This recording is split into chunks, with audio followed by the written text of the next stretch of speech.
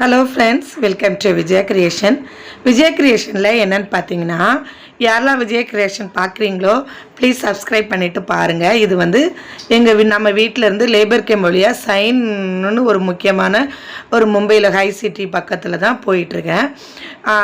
இது சைனோட சர்க்கிள் தாண்டி நம்ம போயிட்டுருக்கும்போது அதுக்கப்புறம் நான் எங்கே போகிறேன்னு ஃபஸ்ட்டு சொல்லிக்கிறேன். ஒரு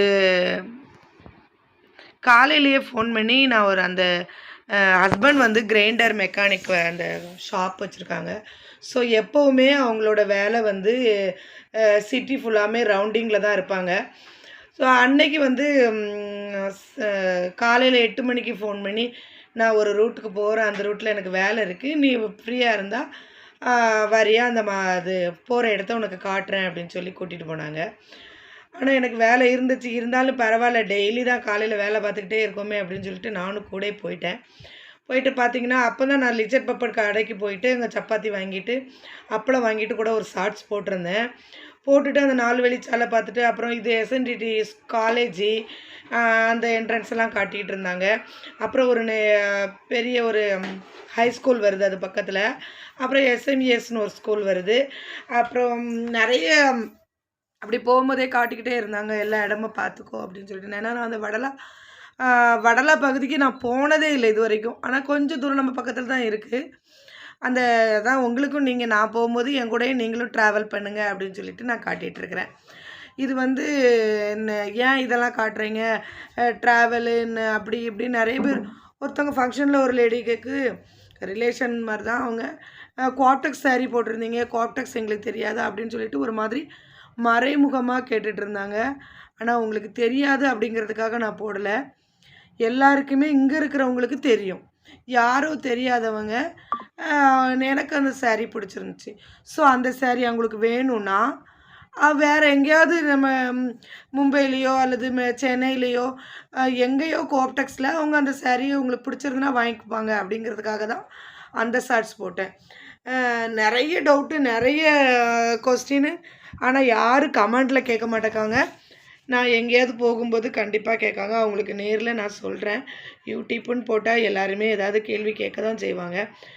நான் வந்து கம்ப்ளீட்டாக சமையல் போட்டுக்கிட்டு இருந்தேன்.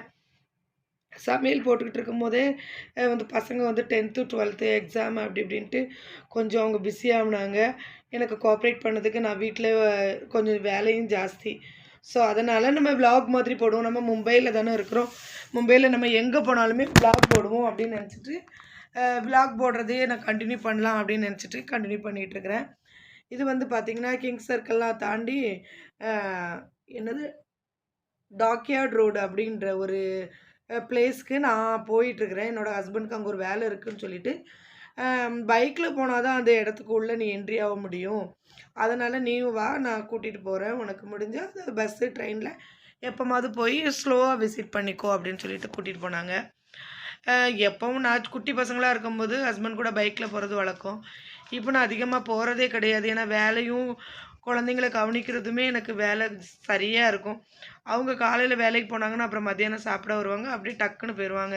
அதனால் நான் அந்த பைக் ட்ராவலை நான் யூஸ் பண்ணுறதே கிடையாது. இப்போ நான் வரலன்னு சொல்லிடுவேன். இந்த மாதிரி ட்ரெயினில் போகிறது ரொம்ப ஈஸி நம்ம மும்பையில். அதனால் நான் இப்போ அது பசங்களும் பெருசாகிட்டாங்க அப்படின்னு சொல்லிட்டு அவங்க கூடயே நான் எங்கேனாலும் போயிடுவேன். ஏன்னா இவங்க மெக்கானிக் எப்பவும் பிஸியாக தான் இருப்பாங்க, ஏதாவது மோட்ரு கழட்டிட்டு மோட்டரை கொண்டு மாட்டிட்டு.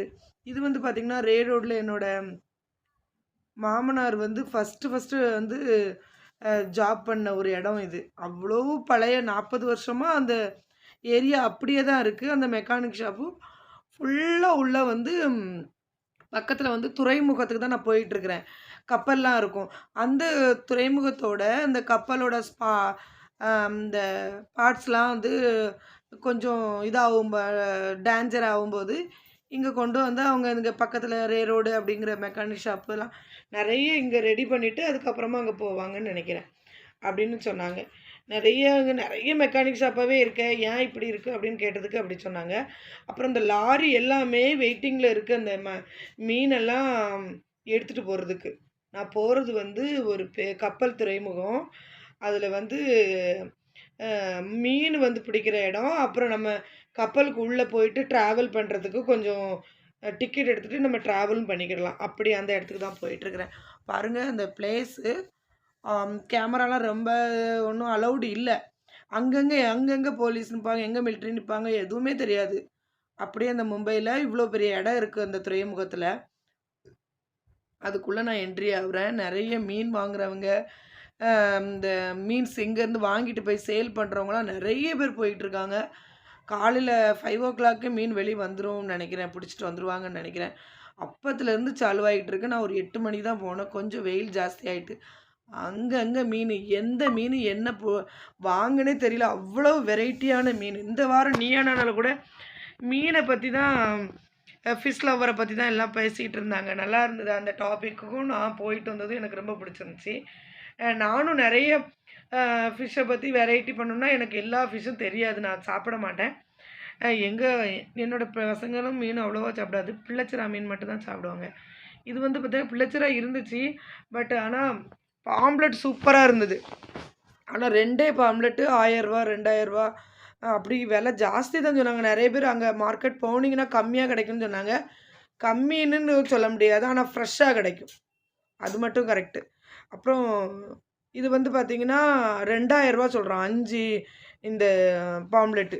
இது வந்து பரவாயில்ல 200 ரூபா.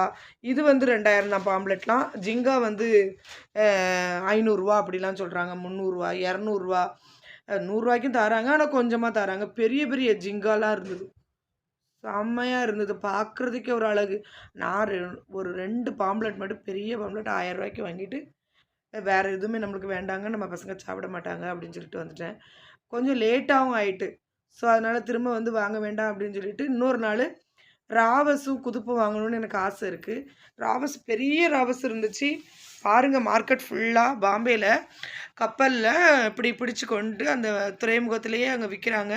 அதுக்கு வெளியேயும் மார்க்கெட் இருக்குது.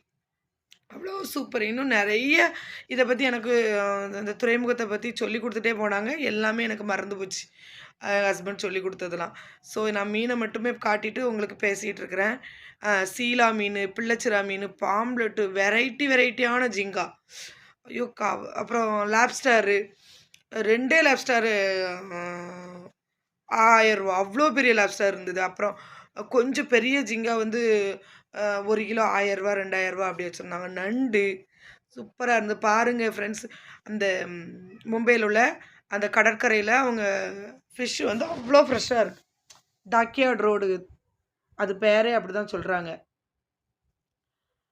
அப்புறம் கனவா மீன் இருக்குது. இது பார்த்திங்கன்னா ஜிங்கா, இது சீலா இருந்துச்சு. எங்களோட ஃபேவரெட் என்னென்னா மஞ்சப்பாறை ஒன்று. அப்புறம் நான் திருநெல்வேலியில் அடிக்கடி சாப்பிட்ற சாலை மீன் ரொம்ப விரும்பி சாப்பிடுவேன். பசங்களுக்கு பிள்ளைச்சிரா. அப்புறம் அவங்க எங்கள் பையனுக்கும் ஹஸ்பண்டுக்கும் பிடிச்சது பாம்ப்ளெட். ஸோ அந்த பாம்ப்ளெட் வேணும், இல்லைனா ராவஸ் குதுப்பு, அவ்வளோதான். அதுக்கு மேலே எந்த வெரைட்டியுமே நம்ம வீட்டுக்கு ஆகாது. இது எல்லாமே நல்லா தான் இருக்குது. இப்போ நான் விஜய் டிவியில் நீயா நானா பார்த்த பிறகு எல்லா மீனையுமே நம்ம டேஸ்ட் பண்ணணும் அப்படின்ற ஒரு தாட் எனக்கு வந்திருக்கு. என் பசங்க சாப்பிடாட்டாலே இருந்துட்டு போகிறாங்க, நம்ம வாங்கி அதை என்னென்ன பார்ப்போம் அப்படின்னு சொல்லிட்டு. இனிமே நான் அப்படி ஏதாவது டிஃப்ரெண்ட்டாக வெரைட்டியாக ஃபிஷ்ஷை வந்து வேறு மாதிரி செய்யும்போது கண்டிப்பாக அந்த இதை நான் வந்து விளாக் மாதிரி போட்டு குக்கிங் போடுறேன். பாருங்கள் எவ்வளோ பெரிய ஜிங்கான்னு சொல்லிட்டு. இதெல்லாம் நம்மளுக்கு அழகாக உரிச்சு பிறக்கே தந்துருந்தாங்க. நான் சாப்பிட்றது கொஞ்சம் கம்மி தான் மீன் எங்கள் வீட்டில், அதனால் கொஞ்சமாக வாங்கிட்டு ராவஸ் மட்டும் 2 வாங்கி, பாம்ப்ளெட் 2 வாங்கிட்டு அப்படியே வந்துட்டோம். இது வந்து நம்ம மார்க்கெட்டுக்கு வெளியும் வச்சுருக்காங்க. நிறைய லேடிஸ், எப்பா எவ்வளோ லேடிஸ்க்கு ஒர்க் இருக்காங்க. மீன் சாப்பிட்டு மீன் பக்கத்தில் மீன் குழம்பையும் வச்சுக்கிட்டு மீனையும் விற்றுக்கிட்டு அப்படியே உட்காந்துட்ருக்காங்க. இவ்வளோ ஆச்சரியமாக இருந்துச்சு, இவ்வளோ அழகாக இருந்தது. அவங்க மீனெல்லாம் எடுத்து போடுறது வாங்குறது எல்லாம் அப்படியே பூராத்தையும் பார்த்துட்டு விசிட் பண்ணிவிட்டு வெளியே வந்துட்டேன். இந்த வந்து துறைமுகத்துக்கு போகும்போது உங்கள்கிட்ட அந்த மீனை உங்கள்கிட்ட காட்டிக்கிடலாம், அந்த இப்படி மும்பையில் இருக்குது அப்படிங்கிறது போடுறதுக்காக இந்த வீடியோ போட்டிருந்தேன். பிடிச்சிருந்துச்சா லைக் பண்ணுங்கள். அப்படியே சைன் பக்கத்தில் வந்துட்டு ஒரு அழகான சாயா, ஒரு அழகான ஒரு வடை பாவ் சாப்பிட்டுட்டு அப்படியே கம்ப்ளீட் பண்ணிட்டு வந்துட்டோம். பிடிச்சிருந்தா ஒரு குட்டி லைக் போட்டு